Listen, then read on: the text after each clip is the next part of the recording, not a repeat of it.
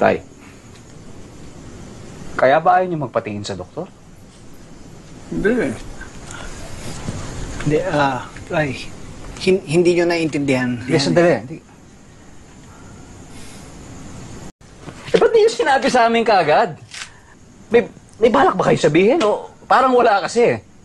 Parang wala. Nag-usap na kami. Nag-uusap kayo. Kayo lang.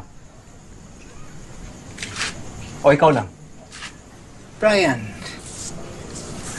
Tayo nung tumawag kayo sa akin para humingi ng tulong sa tindahan. Alam niyo na ba na wala kayong sakit mo?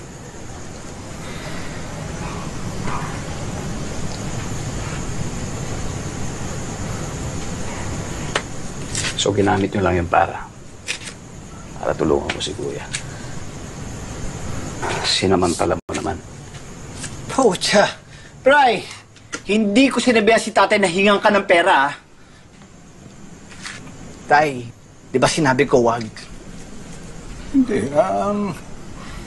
Ang intensyon ko lang naman tulungan yung tindahan Gusto ko, magtulungan kayo magkakapatid. Tay! Alam niyo ba yung pakiramdam na para kang charity case na kailangan laging tulungan? Sana tinirahan niyo naman ako ng konting dignidad. Sana pinaniwalaan niyo ako nung sinabi kong, Tay, sabi ko, kaya ko to. Hindi naman kasi magkakaganon yung kung na-manage mo ng maayos dati yun. Yan, napakayabang mo talaga! Napakayabang nito. Ako naman at tanga ko naman dahil pinaniwalaan ko na totoo at bukal sa loob yung pagtulong mo. Ako na nga tumulong ako pa mayabang. Wow! Kahit kailan kasi tingin mo sa tao, puro pera lang ang habol sa'yo. Tumutulong ka lang naman para ipamukha sa amin na wala kami narating sa buhay. Ikaw meron. Magaling ka, di ba? Why are you taking it against me na may narating ako sa buhay? Why? Is it my fault na unlike you and Kuya, I chose to stay and study? Is it my fault that I worked hard para sa kung anong meron ako? Is it my fault that I have the means to help you? Do you even know what I went through? What I had to give up just to help you? Hindi. Hindi, di ba? Dahil wala naman ni isa sa inyo na nagtanong sa akin kung okay ako. Ikaw, Kuya,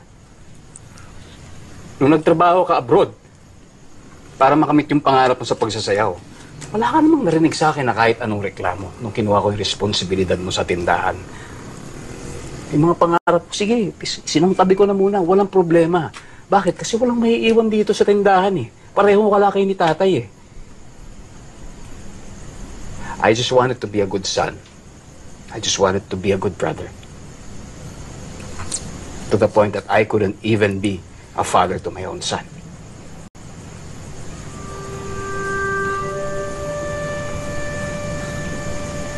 Pero nung bumalik ka, parang walang nangyari. Ikaw pa rin ang magaling. Pero okay lang yun, dahil desisyon ko naman na umalis sa tindahan na yun Alam mo kung bakit? Dahil pinakiusapan ako ni tatay na kailangan